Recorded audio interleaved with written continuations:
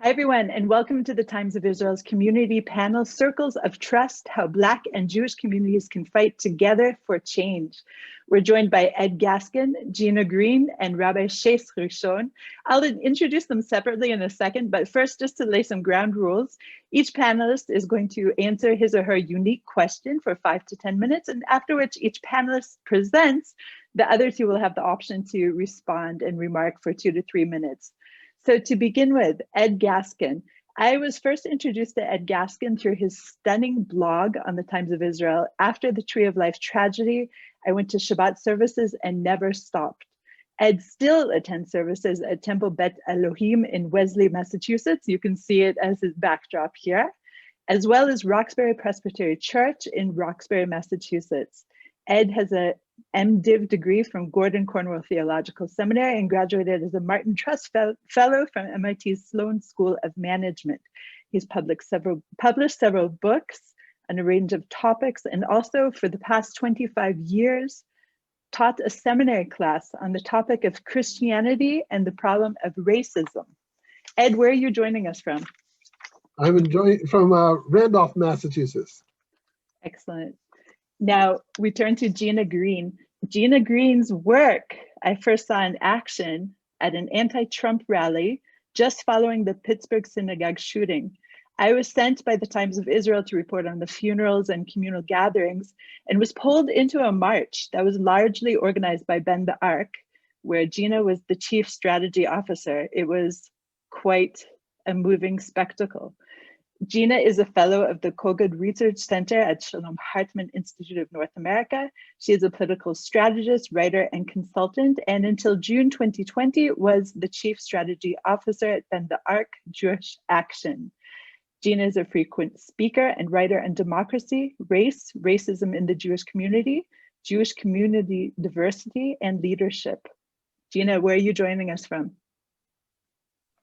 Columbia, South Carolina. Oh, wow. That's amazing. I've never been there. So welcome. Thank you. Yofi. And now we turn to Rabbi Shais Rishon, who is also known as MaNishtana. Hi, Shais. We've never crossed paths, but I understand that you are not a fan of what is also my most unfavorite holiday, Purim.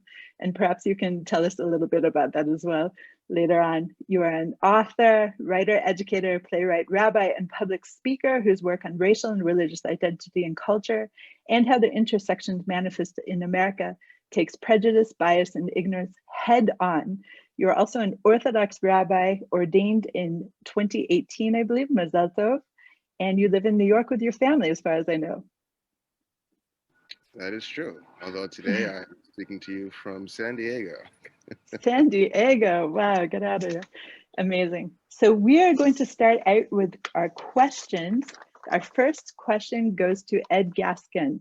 The first question is, in an era in which the Black and Jewish communities are being singled out and attacked, what ways can both communities support each other, both spiritually and tangibly? All right, thank you, Amanda. The first thing I think is that Blacks and Jews have to learn about each other's history and find ways to work together in the midst of some of the conflicts. I was surprised at one of my recent postings at the Times of Israel, the number of people who responded and said that they would not identify or help sort of the current Black Lives Matter movement or, in response to George Floyd, because they felt that given the level of Black on Black crime and the number of Blacks who kill other Blacks, they felt that Blacks should focus on that as a priority first before we worried about the few Blacks that were shot by white officers and other people. The second thing I noticed is that so many the people who responded as to why they wouldn't help is they said because they saw that they saw almost like a total relationship between Blacks and the BDS movement, and not understanding that that's not every Black person or what percentage of the Black community or whatever, but they basically said if Blacks are behind that, then we can't help them. And the Black in terms of the riots in the Fairfield section of Los Angeles, and they said, they're out rioting and destroying our synagogues and businesses and things like that. And then finally, they cited the anti-Semitic comments made by various Black celebrities, athletes, etc.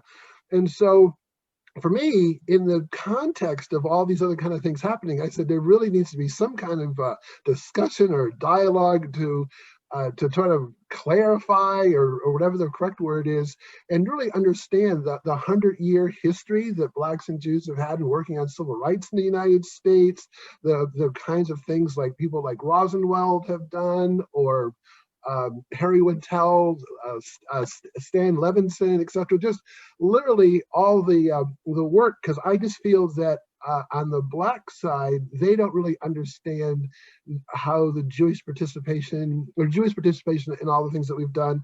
And I clearly saw a lot of misgivings of some of the Jews, particularly in understanding what Blacks have done, and the things like I had just mentioned.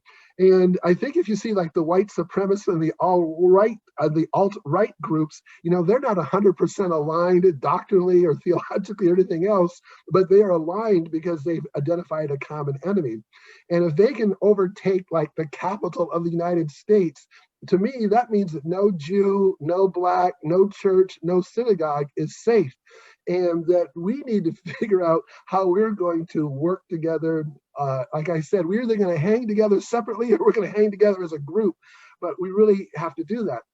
And, and understanding not just the positive things that have been happened, but, there has been other things in terms of the negative aspects of the history, and just being honest about that. Because again, the issue is learning to work together and learning about each other's history. When we talked about things that we could do together, part of it has to do with being in proximity and being with each other. And I really liked the joint Bible Holy Land tours, right? Where you have a Jewish congregation and a Black church touring the Holy Land together, and sort of almost embracing that common history and background. I also liked the joint civil rights tours, where you have a Jewish congregation and a Black church going to, whether it's the Holocaust Museum, the African American Museum in DC, or the Legacy Museum, I think it's in Alabama, but having those joint experiences where just the time on the trip you can get to know each other and understand each other's history. And then the question is, and Joachim Prince, he talks about it's not enough to hope together or to pray together, but we actually have to work together. So what are the kind of joint service projects? So if you have a synagogue, or you have a church, and you have a food program, let's do both of those kind of things together, or the other kind of things. I don't think there's any lack of projects or things that we can do to build the relationship. I really think it has to come down to intentionality. I just recently published another piece where I said, geez, we're talking about the Black community, and we're talking about, because of COVID and what's happening on the economic front, that a significant number of the businesses are not going to exist on the Black side. And I had said, in the same way that some of the Jewish business in the past had worked with the Black community, what could we do in terms of Jewish institutions, universities, hospitals, and things like that, really trying to procure and help buy from the Black community. Some of the problems, like joint ventures. So sometimes the contractors set up such that the smaller Black firm might not be able to participate in that project, where we potentially could have a Jewish company partnering with a Black company to do joint ventures. Another one that's popular is on the acquisition. Sometimes you have a family-owned business and there's no natural succession or successor for that. And what I've seen recently is where an outside company will come in to make the acquisition of that business with a particular focus of having a Black person of color as the new owner manager, financed by another part. But another way, it's just another way to help get the numbers up in terms of Black businesses, etc. And again, I'm addressing this from the economic standpoint because of what we're seeing most recently in terms of the downturn and what the devastation might be. And probably finally, one of the things was that talking about things for the future was just looking at Blacks in venture capital. As you probably know, less than 1% of all venture-backed companies basically have Black founders, and mostly it's an issue of access to capital. There's a group here in Boston, Visible Hands, which is a venture capitalist who's basically set up another group to help basically a diverse group of entrepreneurs start this money, because the hardest money for us to get is on the early stage, angel stage, seed capital to be able to start those businesses. But again, for me, it's like an innovative, creative way as to how we could work together to make a change in the way that we were discussing. So those are a few ideas, covered the topic there, and ready for the next question. Very fascinating. Definitely, you covered the spiritual and the tangible elements wholeheartedly. I really appreciate your thoughts, and definitely I was not aware of some of the facts that you brought up. So we'll move on to your second question, Ed. What have you learned about the Jewish community since the Pittsburgh shooting, in which you've attended services at synagogue ever since? Well, it's interesting. That's part of the reason why I wrote. So for the people who may not know, there's an article in the Times of Israel where Amanda talked about my going to the first service. And what happened after the shooting at the Tree of Life, I just felt so horrified by what had happened that I wanted in some small way to show solidarity or be in support. So I went there. I think that was only the second time in my life that I'd ever been to any kind of Shabbat service. And the experience was that after I had been there, I said, geez, there wasn't anything that was sang or prayed or preached or anything that I didn't personally agree with. And I found it to be a very meaningful worship service. So what I was intending to do was just keep, I said, well, you can't judge a service by just one event or one worship. So I came the following week. And I enjoyed it the following week. And then I just kept coming ever since because I found it sort of spiritually gratifying. So what I did is I wrote the letter to Rabbi Myers, who is the rabbi for the Tree of Life Synagogue in Pittsburgh. And I basically said, I realized this was a horrible event. This was really awful of what happened. But just a smidgen, that one little teeny good thing came of it. And I talked about how my discovering Judaism as a result of that.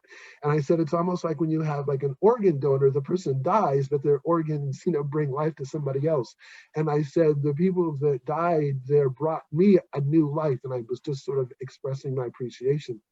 So I really appreciate your thoughts, and I'm going to move on just because our time is short, and I really suggest for everyone to look up this blog. We'll include a link in the program notes. Okay, moving on to Ginna. Ginna, America is obviously experiencing a period of unprecedented white nationalism, anti-Semitism, and authoritarianism, and in many ways, Jews of color, although there are 1 million Jews of color in the United States, as far as I know, are on the front lines of experiencing the worst of both worlds, shall we say. In what way can the Jewish community pivot to protect their own and proactively fight for change in a democratic society? Thanks so much for that question, Amanda, and for bringing us all here today to have a really timely conversation about these issues. I think the one thing I want to lift up first and most importantly is that we need to recognize as the Jewish community that we're not safe unless everyone is safe. And our safety really depends on keeping everyone safe. I listened to Ed tell the story about going to a synagogue for the first time in the wake of the 11 murders at Tree of Life in Pittsburgh. And that time, as you mentioned, that's how you came to know me, was because of the work that our leaders at B'nai Ark in Pittsburgh did around that horrific tragedy. And there were 5,000 plus people who came out into the streets of Squirrel Hill. And they weren't all Jews. They were Jews, they were Christians, there were Muslims, there were Black folks, there were trans folks, there were queer folks, everyone was there because it wasn't about being anti-Trump as much as it was about being for all of us. And I really think that that is the most important thing that we as a Jewish community can be holding and knowing and really trying to live up to in this moment. When, the powers that be pit the have-nots against each other rather than the haves, this is what happens. And I think that in this moment of white nationalism and anti-Semitism in the United States, it's also important to recognize that this is a global affair. Ethno-nationalism is not unique to the United States. There are fascist, anti-democratic leaders around the world in many countries, and with many leaders who look a lot like Trump, who have created an environment that looks a lot like the world we've been living in these last 5 years, where Jews of color, visibly Jewish Jews, right, the ones who look it as the case may be, according to the stereotype, we are in the crosshairs and we are at the front lines. And I think that in this moment of holding democratic values and holding democracy against the backdrop of so many threats and dangers means recognizing that democracy is a value, but it's also a process. It's also a system. And it is not just a thing that is, it's a thing that we make and that we animate. And as Jews, I believe in this country, in the United States, we have an outsized opportunity to both be a part of the change, meaning working with Black and Brown-led organizations who've been doing racial justice work for decades and have been doing it well in our communities, and following their leadership to a place where we are all safe. And that means that and I believe that democracy demands, like I said, it demands us. It demands the people. And any situation where the people can't be a part of it, then that creates a place where we're all not safe. And so I just want to lift up, you mentioned this anti-democratic piece of this, and let's not get away. Yes, lives are in danger, lives are at stake.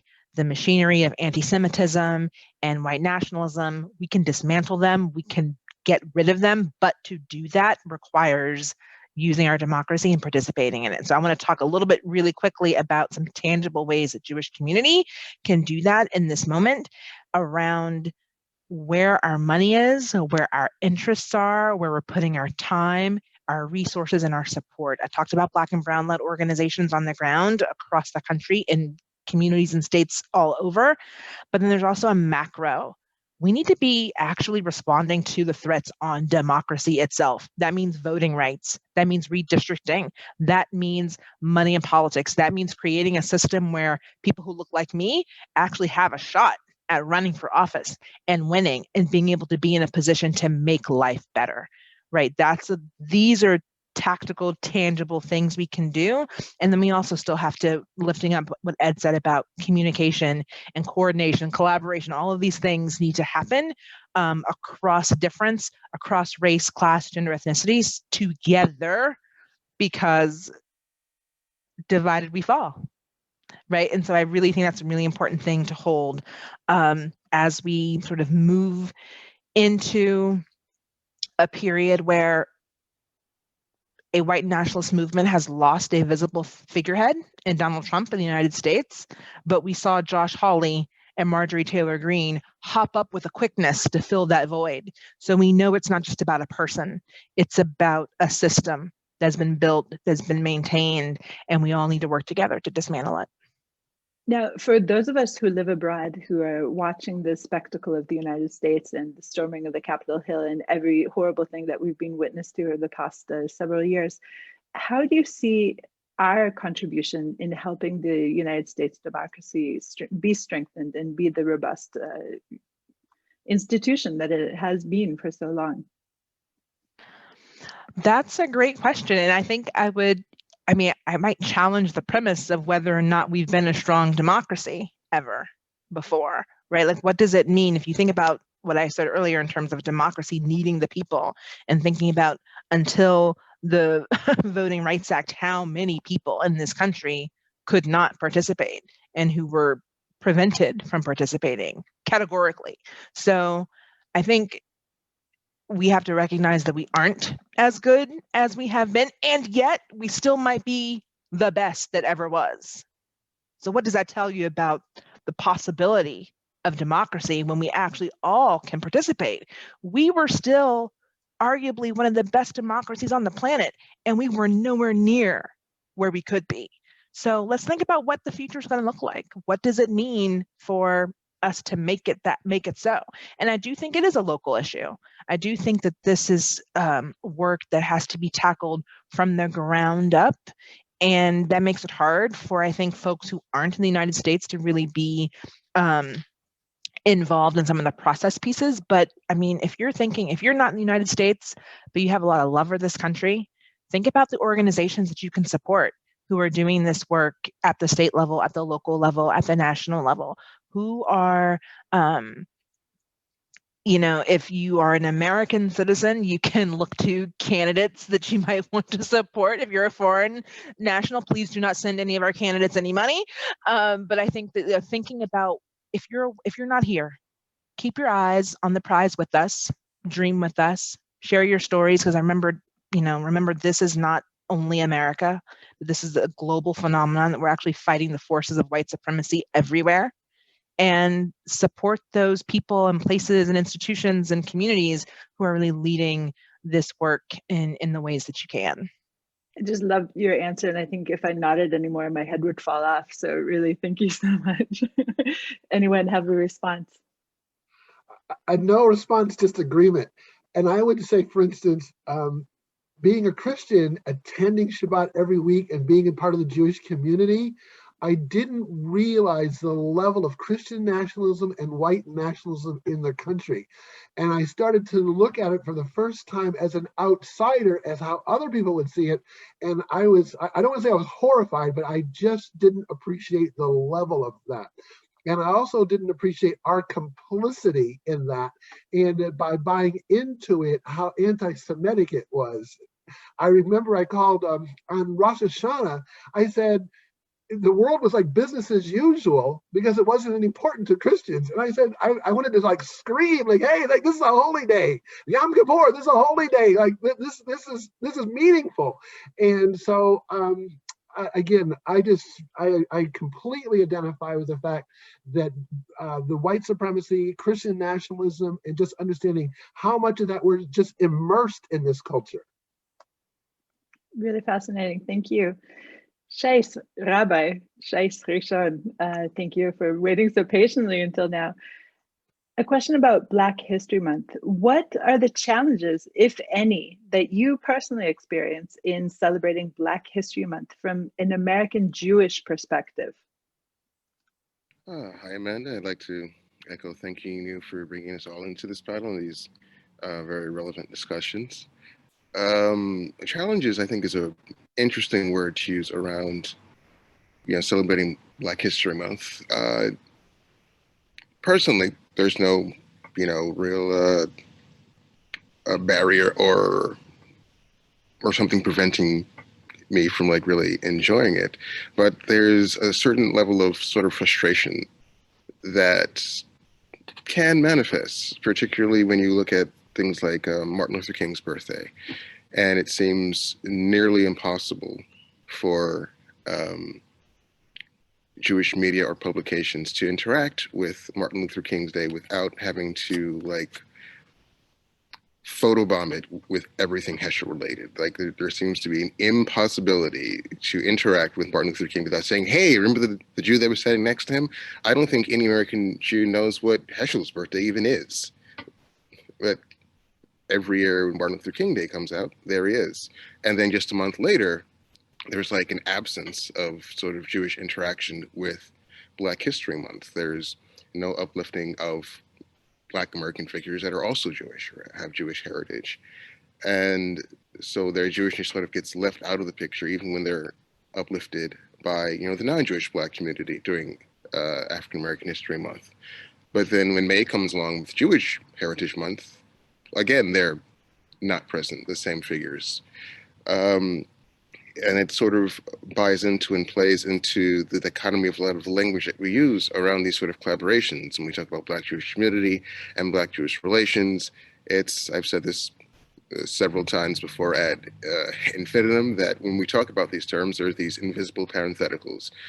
We're usually talking about relations between the white Jewish and non-Jewish Black communities. It cuts out relations between white Jews and Black Jews. It cuts out relations between Jewish Blacks and non-Jewish Blacks. And so when these initiatives are being put into place to how to bond between these two communities, it's usually from the framework of white Jews and usually Black Christians. And Jews of color, particularly Black Jews, who are that linchpin or that bridge, are left out of the conversation. And so there's this constant cycles of new organizations and new initiatives and new collaborations that are making the exact same mistakes, and they're retreading the exact same roads that exist, and nothing's moving forward because we as Black Jews are being left out of the picture. And if you don't have all the pieces, you can't make a full puzzle. I don't even know what the pieces are, to be honest, which is perhaps a starting point to have this conversation with people who, like me, are woefully ignorant. At least my 17-year-old tells me that every single day, that I'm such an ignorant person. Rolls his eyes very dramatically, of course, at the same time. But yes, these different pieces, and talking about the linchpin of the Black Jews, it's so difficult, I think, for people who are not living your experience to even understand which pieces should be in the puzzle. It's like getting a whole bunch of pieces, but no picture to know what the final image should be. What are the pieces that we're missing? Us. We're the pieces that are missing. Like Ed's experience going to services after Tree of Life, that's an amazing experience. I'm glad that you had it. But for Jews of color, that same weekend after Tree of Life, being looked at suspiciously or turned away from the door or followed around or not being let in. And so that piece needs to be an internal Jewish conversation about how we deal with the people in our pews before patting ourselves in the back because we're reaching out to those people over there, these issues over there. Every issue that happens in America is a Jewish issue because we're a multi-ethnic, multiracial people. You know, stop and frisk affects Jews. Immigration laws affects Jews. Black Lives Matter affects Jews. Police brutality affects Jews. And so that conversation isn't really being had internally. I'm sure your congregation that you visited, Ed, was like, oh, we're letting this, outsider person in to be a spectator. That's good.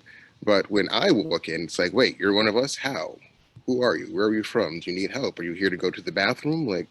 And so the fact that those two things happen simultaneously, it leads to a false conception of progress that's even being made, because it's easy to say, oh, look at the bridges we've made with these guys over there.